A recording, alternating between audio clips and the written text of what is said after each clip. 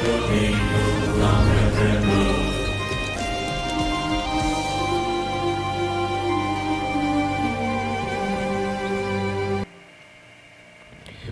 The lord.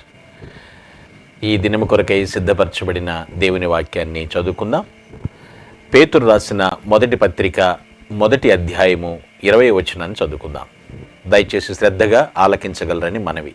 ఆయన జగత్తు పునాది వేయబడక మునిపే నియమింపబడిన గాని తన్ను మృతుల నుండి లేపి తనకు మహిమనిచ్చిన దేవుని ఎడల తన ద్వారా విశ్వాసైన మీ నిమిత్తము కడవరి కాలములందు ఆయన ప్రత్యక్షపరచబడెను. కాగా మీ విశ్వాసమును నిరీక్షణయు దేవుని యందు ఉంచబడి ఉన్నవి.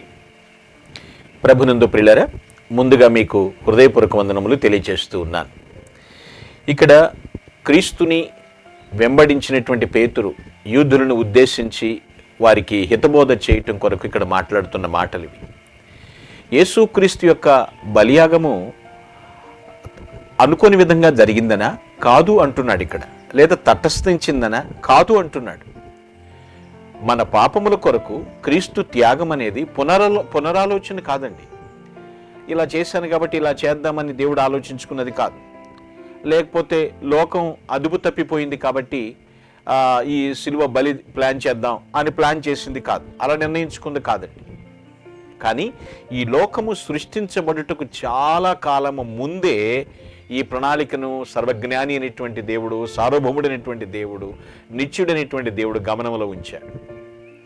అనుకోని ప్రణాళిక కాదు ఇది. శిలువ బలియాగం, యేసుక్రీస్తు బలి గురించి యూదులకు వివరిస్తూ ఉన్నాడు ఇక్కడ పేతురు. శిలువ బలి, ఆ గొప్ప వధింపబడిన గొర్రెపిల్ల అనేటువంటి ప్రణాళిక జగదుత్పత్తి ముందు నుండి మొదలుకునేట్టున్నాడు.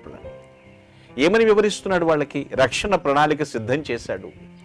మరలా క్రీస్తు తిరిగి రానయ్యున్నాడు అనేటువంటిది వాళ్ళకి తెలుసుకోవాలని వివరిస్తున్నాడు.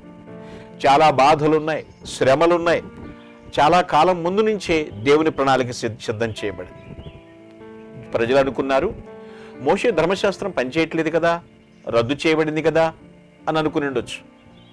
ఎప్పటికీ కూడా దేవుని శాశ్వతమైన ప్రణాళికలో ఆయన ధర్మశాస్త్రము కానీ క్రీస్తు రాకడ కానీ రెండూ కూడా దేవుని శాశ్వత ప్రణాళికలో ఒక భాగం అని తెలుసుకోవాలనే పేతురు ఉద్దేశం. వాక్యం వింటున్నటువంటి మనము క్రీస్తు వధించబడిన గొర్రెపిల్ల నా కొరకు అని మనం భావించినట్లయితే రక్షణ మార్గంలో ఉన్నట్లే. ఇదేదో అప్పటికప్పుడు తటస్థించి ప్లాన్ చేసింది కాదు, గుర్తుపెట్టుకోండి పిల్లలు. అందుకనే యోహాను భక్తుడు కూడా ప్రకటన గ్రంథంలో ప్రస్తావిస్తారు. జగదుత్పత్తి మొదలుకొని వధింపబడిన గొర్రెపిల్ల అని మాట్లాడుతూ ఉంటారు. ఇది అనాది సంకల్పం, దేవుని శాశ్వతమైనటువంటి ప్రణాళిక. పాత నిబంధన ప్రజలకు పూర్తిగా అది బయలుపరచబడలేదు. కానీ ప్రియులారా, ఏం జరుగుతుంది ఏంటనేటువంటి విషయం ఇప్పుడు బైబిల్ మన చేతుల్లో ఉంది. మనకి క్రమక్రమంగా అర్థమవుతుంది. శిలువని గురించినటువంటి ఆ సంపూర్ణమైనటువంటి ప్రత్యక్షతను మనం పొందాం, తద్వారా ఆశీర్వదించబడ్డాం. దశల వారీగా మనం తెలుసుకుంటూ వస్తున్నాం. శిలువపై ప్రభు చేసినటువంటి ఆ త్యాగం ఉందో చూసారా, అది ఎప్పటికీ కూడా మరవలేదు. అది ఇప్పుడు సృష్టించబడింది కాదు, లోకము సృష్టించబడక ముందే ప్రణాళిక చేయబడింది శిలువ బలియాగం. దీన్ని మనం గ్రహిస్తున్నామా? మరి ఎప్పుడు ఎలా స్టార్ట్ అవటం చూస్తున్నామండి అని మీరు అడగొచ్చు. ఆదాము అవ్వలు దేవునికి వ్యతిరేకంగా పాపము చేసినప్పుడు అప్పుడే శిలువ యొక్క క్రమబద్ధమైనటువంటి ప్రత్యక్షత అనేది ప్రారంభమవుతుంది. చూస్తున్నాం. వారు ఏం చేస్తున్నప్పుడు వారి సిగ్గును కప్పుకున్నటకు ఆకులు కప్పుకుంటారు, ఆకులతో కప్పుకోవటానికి ప్రయత్నిస్తారు. అంజూరపు ఆకులతో కచ్చడములు చేసుకుని కప్పుకోవటానికి ప్రయత్నించడం ప్రారంభమైంది అప్పుడే కూడా. అయితే దేవుడు ఏం చేశాడు? ఆ ఇద్దరి దిగంబరత్వాన్ని కప్పడం కొరకు ప్రభు 2 అమాయక గొర్రె పిల్లలను వధించటం మనం చూస్తున్నాం, బలివ్వటం మనం చూస్తున్నాం. అంటే పాపము వలన వచ్చు జీతము మరణము అని వారికి అప్పుడే తెలియచేశాడు, అర్థమయ్యేలాగా చేశాడు దేవుడు. వాళ్ళకి అర్థమయ్యేలాగా చేసి గొర్రెపిల్లను బలిచ్చుట ద్వారా దేవుడు వారి ఇరువురిపై కృప చూపించాడు. అనాది నుంచి ఈ ప్రణాళిక ఉంది, ప్రారంభం నుండే ఉందండి ఈ ప్రణాళిక. నీవు నేను గ్రహిస్తున్నామా?